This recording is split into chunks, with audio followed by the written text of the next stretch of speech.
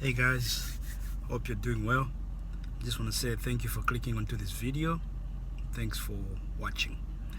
I'll try to make this video quick. There's a guy I like, and I think he's doing a good job in what he does, and that's Go Black to Africa. Hey? This is not your slave, but your king. Funny dude. But he did a video some time back, and where he said he prefers East Africa to West Africa. However, that doesn't mean it wasn't demeaning West Africans. To all of you Ghanaians that like to put in the comments, but Ghana this, it's not what he meant. He wasn't belittling West African, he wasn't demeaning West African. He just says his preference is East Africa. However, he even says West Africa is more African. So if you want to have a true African experience, West Africa is the place to be. However, here are a few reasons why he chose East Africa. And do I agree with him? Let's find out. But before I go any further, especially Ghanaians are crazy, man. I love you, but you guys are, jeez, you on another level. I just want you to know, I'm from Southern Africa. Okay, so he's comparing these two places. I'm from Southern Africa, and I'll give you my opinion. Here's the thing, guys. He talks about development. He believes, and he's traveled to these countries. He's been to Tanzania, spent a few months in Tanzania. He's been to Kenya, to Rwanda. He hasn't done Uganda yet, but he's been to Ethiopia, which is also part of East Africa. He's even gone north again, Egypt. That's not really part of East Africa, but it's on this side of we could say it's northeast. And then you got he's done a few countries in West Africa: Gambia, I think Senegal, Sierra Leone, Ghana, and I think he's done 5 countries there too. I can't remember one of the countries that he has. Liberia. Yeah, so he's done a few countries there too. And from his experience, he believes that East Africa is more developed in terms of hospitals, in terms of roads, in terms of even just internet connectivity, in terms of because these are some of the things. And when we mean development, and I agree with him, it basically means if you've grown up in America, which of these two places can you go to and doesn't feel so see like a very big difference? Because some places in Africa, and I agree with him, there's somewhere you can go and internet might be extremely expensive and it's not even that great, because the whole system is not as developed. And I think in East Africa, I agree with him, having visited the place, it's like that. A lot of things are developed, and then to developing, he also adds this component of there is more middle class. There's a middle class that you can see growing in East Africa than in West Africa. Okay, and then the third, and there's a lot of truth to this. And the third part is the beaches. The beaches in East Africa are more, is in the sense of, I think maybe the word is just commercialized than the beaches in West Africa. Because I've seen some really nice place where I've seen Dynasty Mia go there in Sierra Leone. It's like this place where it gets full, the water comes up, and then it's just in high tide, low tide, whatever, and it's like just these beautiful beaches. But the thing is, they haven't been commercialized. Whereas what are the beaches in Kenya, Mombasa, and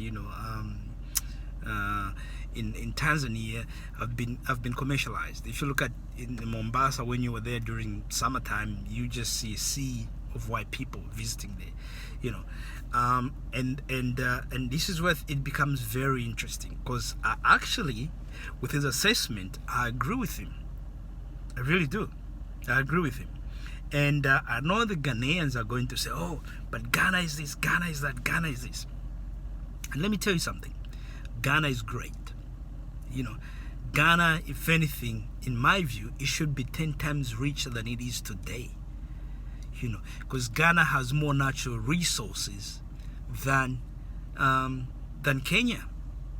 However, even the GDP, I think the Ghanaian GDP has grown in the last 12 months. I've kept an eye on. I think it's doubled, because there was a time I checked, like 2019, it was like 40 something billion, but I think it's almost like 80 billion. Kenya is about 107 billion. I think during this pandemic, maybe it's even dropped a bit, maybe to 100 billion dollars. But are still in Ghana because of oil. This is what people don't understand. You're gonna find that jobs there will pay better. You know, those things, right? Rice thing. Kenya doesn't have the same number of natural resources. Kenya's mainly source of is tourism. Tourism has been extensively advertised, but Ghana can also really build on tourism, and they're doing that. I believe tourism in Ghana could be bringing in about $10 billion every year if they just develop it. I was listening to a Champong, he's one of the leaders there. He's a rich guy, and he was talking about some stuff that just made sense. You know, that made sense. If they can produce that, Ghana is on the way. Ghana has a lot of things. I think the median income is higher in Ghana than in Kenya, but at the same time, Kenya, if you've been to Nairobi, is just a bit more developed. And I'm not even gonna argue about that. You have to travel. That doesn't mean Ghana could be better than Kenya in 3 years. You know, like I said, I'm from Southern Africa, and I'm just telling you based on my experience. Especially them Ghanaians, man, they like to come hard. You know, it's just based on experience, guys, and I would like you to do your own research onto this. I strongly believe, because if you look at the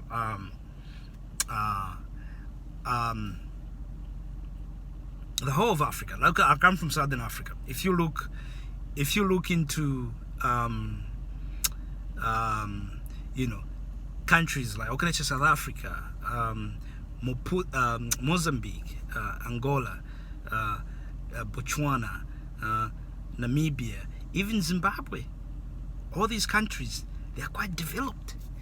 But the thing is, I can't take so much credit because they had a huge population of white people in these countries. Even West Africa had a huge, especially Kenya.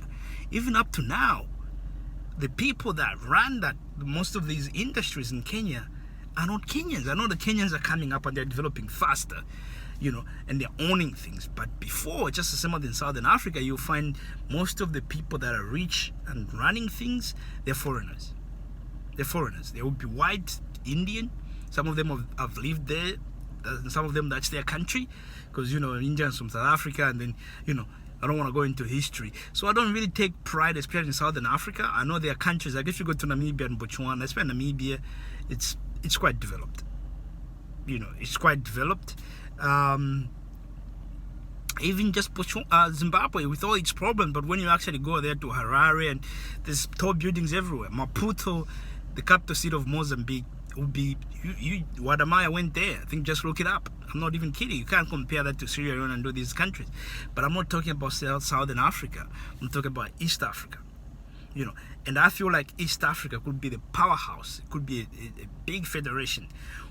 And the reason why I agree with Go Black is, like, if you are in Kenya and you are surrounded by Tanzania, Rwanda, even Uganda, countries that are doing quite well, if you're a business person, that's the environment you want to be in.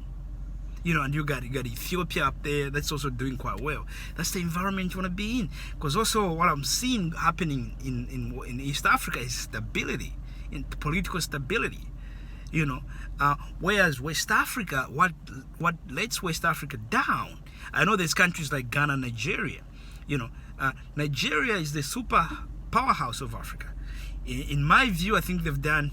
I don't think if I took a Nigerian to South Africa and a South Africa to Nigeria and tell them which of the two countries would are more developed, I think a Nigerian to South Africa is more developed than Nigeria. However, it's the powerhouse of Africa, mainly because of the population. And also they have resources in Nigeria. That's what I'm saying. Nigeria should also be 10 times economically better. But one thing I've found, like in Nigeria, why people don't, even this time a lot of Africans are visiting Africa, there are not many people are going to Nigeria when actually they should be going to Nigeria. Most people are choosing Ghana over Nigeria. Nigeria has missed something. I think since independence, I don't think Nigeria has had a uniting leader. And this is what you're going to have, I think, in other parts of the world, East Africa and Southern Africa as well. There's been these leaders that united. Like if you go to Tanzania, Julius Nyerere, you can see the product of that. In Tanzania, they speak Swahili. That doesn't mean every tribe there was speaking to Swahili, but he made it like this is going to be our language and this is what we are going to speak. And the tribes there come together. Same thing when you go to Zambia. It's like everyone comes together, even though sometimes there's been some political leaders that want to put holes and become tribal. It hasn't worked. But whereas I think in Nigeria, there hasn't been that uniting leader, and that's what is needed. That's why there's all these factions, and even the current president, there's a bit of a instability. I don't get that. You got one part of especially northern Nigeria where there's a few things happening, and Nigeria has an army, and you can't go there and squash this and bring peace to everybody. You're unable to do that as president. I don't understand that, and I'm hoping that in the future Nigeria can have a president, a uniting president that can say, guys, we are better off together and let's develop our country. Nigeria will be like that. Same thing with Ghana. I think Nana Akufo-Addo is doing great. That's what I'm saying. If you look at the growth in terms of GDP in the last 2 years, Ghana has just shot up real big. And that's what we need. However, the thing that one of the problems, and Senegal is doing great. Ivory Coast is also doing quite well. However, these Francophone countries, they've been affected by having France as their colonial master, because France is actually a very poor country. I tell you what, since 1903, France has never had a surplus budget. Since 1903. If you look at Jacques Chirac, what he said, it's true. Like if France doesn't get money from Africa, France is going to become a third world country.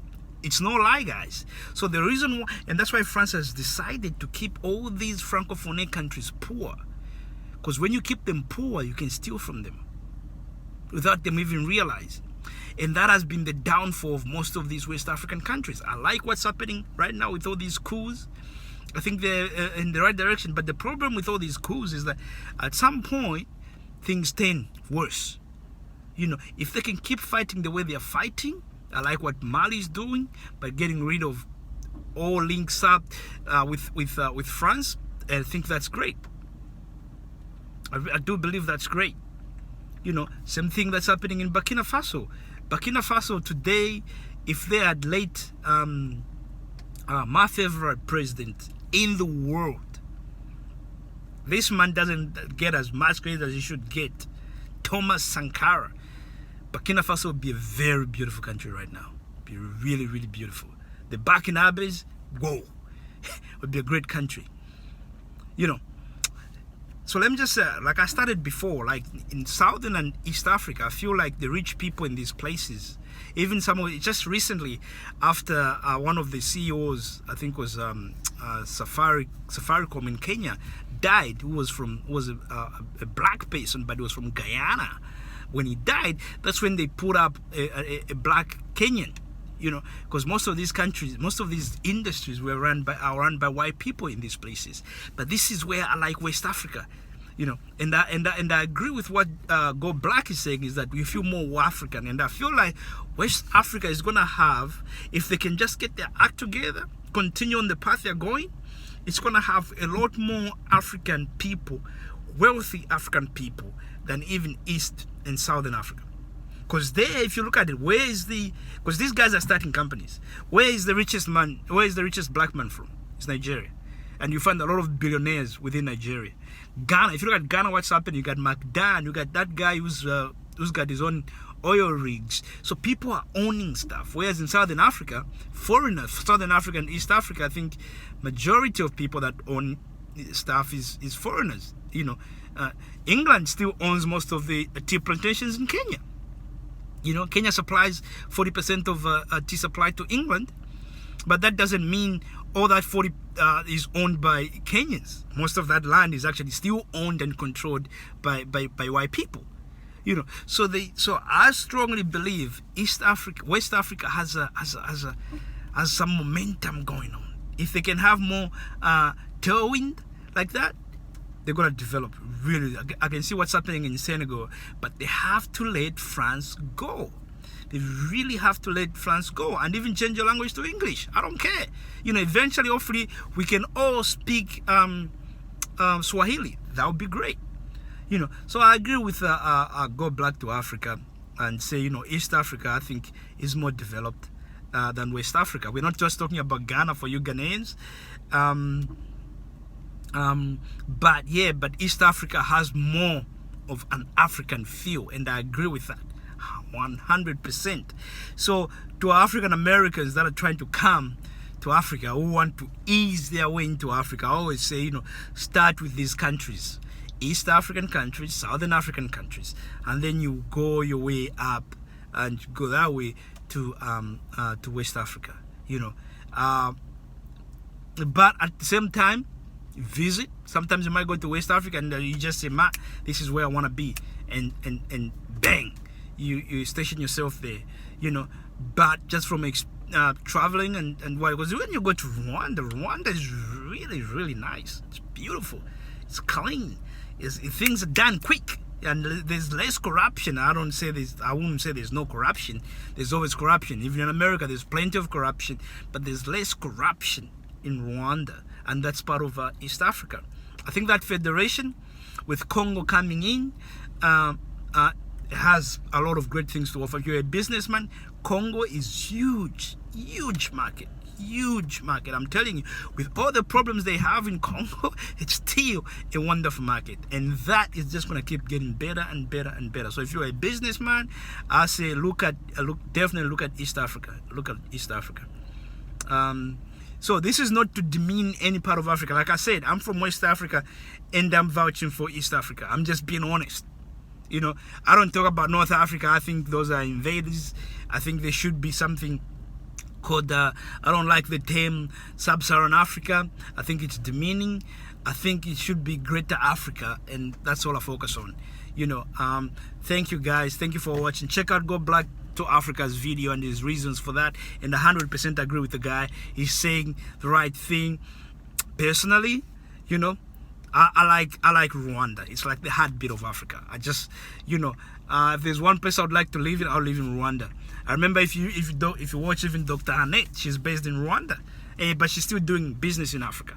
You know, so it does not mean if you go, let's say you choose East Africa, doesn't mean you can go to West Africa. You can have businesses everywhere. You know, O'Shea Duke Jackson is in Uganda, and he's doing great. But that doesn't mean he's not gonna go to West Africa. I think it was there's like a record label started by Singleton. You watch him out with JT, the bigger figure. They hang out a lot together in Kenya, but he's in Kenya, in Uganda, but he's also in West Africa. So Africa is open for business. You know, it's just, you know, Dynasty Mia prefers West Africa, and he's doing well there. He's taking people on tours, and his business is booming. It's all about business, guys. Wherever you wanna go that suits you, go there. This is just my personal opinion, and Go Black's opinion as well, based on his travels, and I agree with him. Thank you, guys. Thank you for watching, and please stay safe. Goodbye.